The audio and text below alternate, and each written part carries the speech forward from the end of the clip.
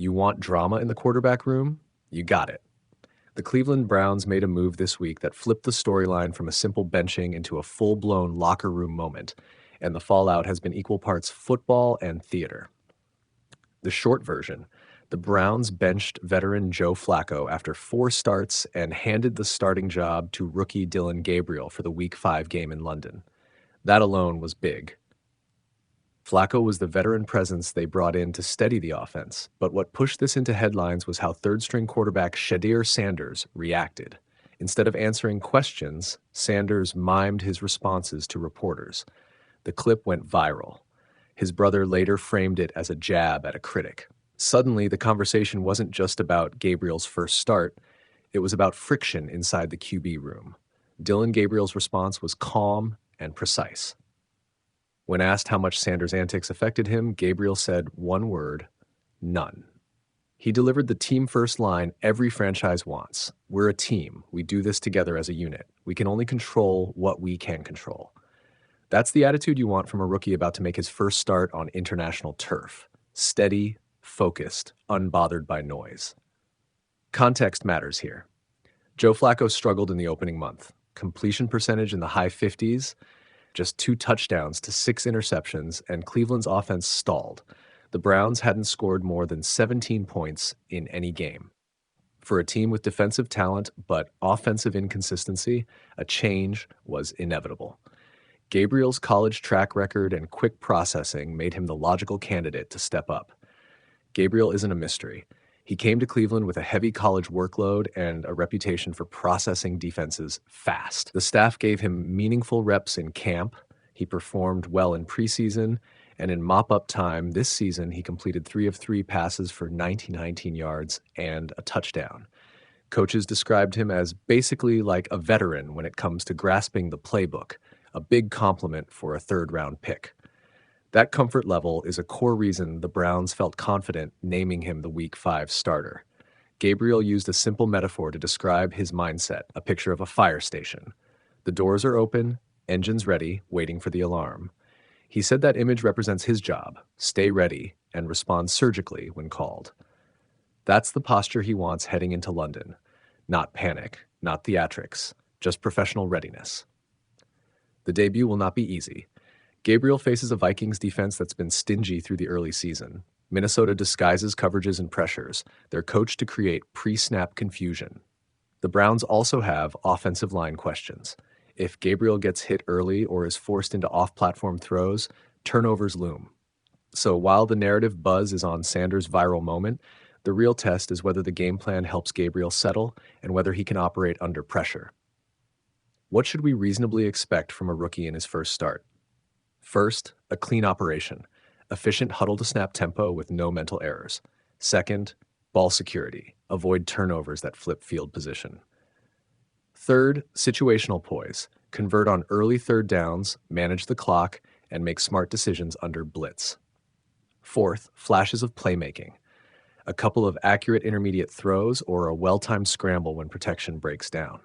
Those metrics won't all fill highlight reels, but they're the key markers coaches look for when assessing a rookie QB's readiness. Shedeur Sanders remains the third option for now, officially the emergency QB. He said he's ready to play and voiced confidence that he can outperform many starters around the league. Confidence is fine. Context is everything. The mimed interview gave the media a soundbite and the internet a loop to clip, which escalated the story beyond the field. But in pro football, flashes go away quickly. Performance endures. If Gabriel runs a clean game and the Browns' offense shows signs of life, the headlines will follow the scoreboard. How the locker room handles this matters more than the viral clip. Flacco is still in the building as the backup and will be asked to be a leader even if he's no longer the starter. A veteran's buy-in can be the difference between a rookie sinking under pressure and a rookie getting the steadying support he needs.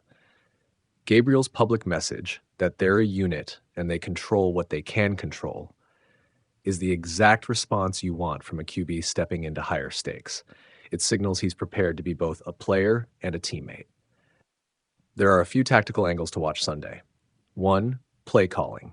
Will Stefanski and his staff simplify the reads, feed high percentage throws, and protect Gabriel from risky downfield shots until he finds rhythm? 2. Protection. Can the offensive line hold up long enough for the rookie to make his reads? 3. Situational management. How does Gabriel handle 2-minute drills, third and longs, and red zone pressure? And 4. The mental game. How does he respond to mistakes? The ability to self-correct is a hallmark of quarterbacks who grow into starters. Another piece of the puzzle is the broader roster context. The Browns drafted both Gabriel and Sanders this spring. Gabriel in the 3rd round, Sanders later in the 5th, which means the front office wanted to replenish the position for the future. If Gabriel shows he can manage the offense and avoid costly turnovers, the team's evaluation will tilt toward patience and development. If he struggles significantly, Cleveland has veterans, draft capital, and options to pivot. For Sanders, the path remains clear but narrow. Study, develop, stay ready, and take advantage of an opening whenever it materializes. Here's the practical takeaway. Ignore the viral theater and watch the tape. Focus on how Gabriel handles pre-snap disguise, whether he keeps the offense on schedule, and how the coaching staff tailors the game plan to protect him. Wins and clean operations erase headlines faster than anything else. For Gabriel, this is a chance to prove the team right. For Sanders, it's a reminder that confidence matters, but timing and readiness matter more. For the Browns, it's a test of whether a midseason quarterback change can jumpstart an offense without fracturing the locker room. This is why the NFL remains compelling. It's a mix of performance, preparation, and personality. The Browns quarterback room right now has all 3 elements: an aging veteran, a rookie starter, and a flashy third option. Who keeps their head down and executes under pressure this weekend will shape Cleveland's immediate path. Dillon Gabriel's instruction is simple. Stay ready, respond surgically, and when the alarm sounds, roll out and do the job. Dillon Gabriel made his stance clear and calm after Wednesday's surprising quarterback shuffle in Cleveland. He's focused on the team, not any sidebar drama. The Browns announced they would bench veteran Joe Flacco and start 3rd-round rookie Dillon Gabriel against the Minnesota Vikings in London. That decision instantly became one of the NFL's more talked-about moves this week, in part because of how the less expected storyline played out in the locker room.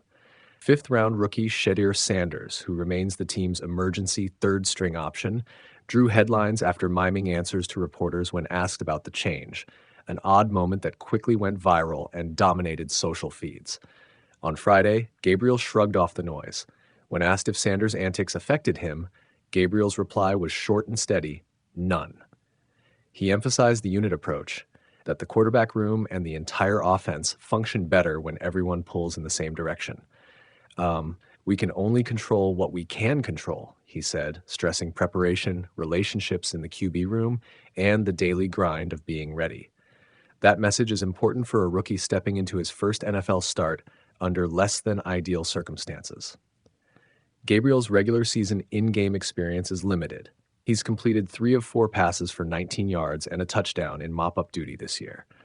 But the Browns liked what they saw in camp and preseason, where he completed 67.5% of his passes for 272 yards, a touchdown, and an interception across 2 preseason appearances. Coaching staff praise for his processing speed, preparation, and familiarity with the playbook helped build the case for this opportunity. Still, Gabriel's baptism by fire is no small task. He'll face a Vikings defense that ranks among the league's stingiest in pass coverage, allowing one of the lowest passing yardage totals per game. Minnesota's secondary and disguise-heavy scheme under defensive coordinator Brian Flores will test Gabriel's ability to read pre-snap looks and make quick, correct decisions, exactly the areas Cleveland cited when they prepared him for a starting role. Gabriel's message, quiet, team first, and focused, is the tone a coach typically wants from a rookie quarterback stepping into a pressure situation. Whether that approach translates into on-field success will be decided on Sunday in London. But for now, the Browns have their answer at QB1, and Gabriel's response to the locker room theater was about as unflashy as it gets. We'll do our job and let the football speak for itself.